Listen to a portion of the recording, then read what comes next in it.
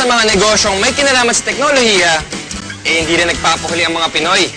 Tulad ng mga cellphone reloading station na talaga namang connect na connect sa kanilang mga suki. Sa panahon ngayon, isa na nga sa pangunahing pangangailangan natin ang cellphone. Kaya dapat lagi itong may load. At dito nakasilip ng pagkakataon ang iba nating mga kababayan para kumita.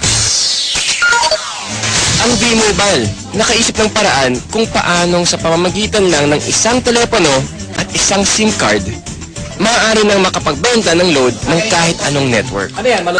Ang kaibahan nitong V-Mobile, gamit mo yung cellphone mo, makapagbebenta ka ng lahat ng klase ng prepaid, cards at saka electronic, para magkaroon ka ng negosyo.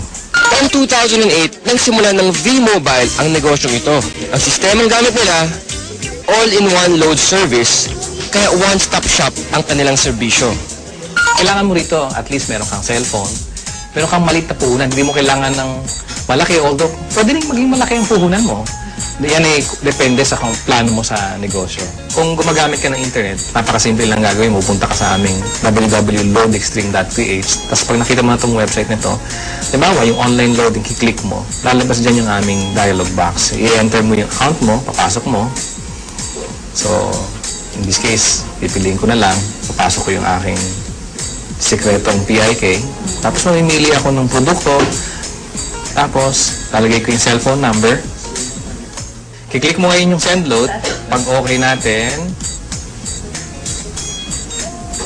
yun na. Pero paano ka nga ba kikita sa negosyong ito? Halimbawa, may magpapaload sa iyo ng 100 pesos. Ang babawas sa load wallet mo ay 90 pesos lang. Ibig sabihin, may 10 piso kang kita sa bawat 100 na i-reload mo sa iyong customer. Kung kumikita ka ng 100 pesos kada araw sa pagre-reload, sa loob ng isang buwan, may kita kang 3,000 piso.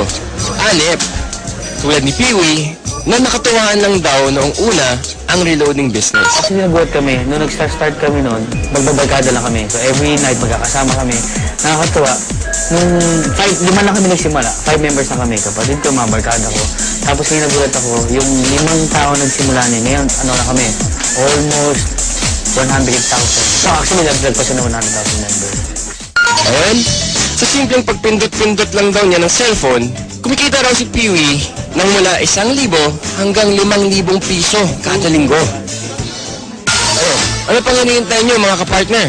Oras na para ang hilig niyo sa paggamit ng cellphone, pakinabangan niyo rin at maging isang maliit na negosyo. Kung mas pinili mo na lang manatili sa bahay ngayong summer, narito ang isang kapaki-pakinabang na tip. At dahil mainit ngayon, alam kong hindi nyo maiwasan na gamitin ang inyong mga aircon. Ito ang isang tip para makatipid kayo sa pagkonsumo ng kuryente. Ilagay sa timer mode ang aircon at iset sa 2 hanggang 3 oras lamang. Pagkatapos nito, buksan ang ventilador para mapanatili ang lamig ng kwarto.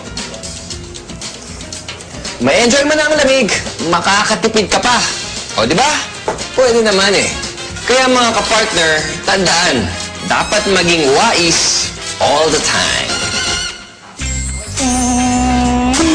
Ano ba masasabi natin?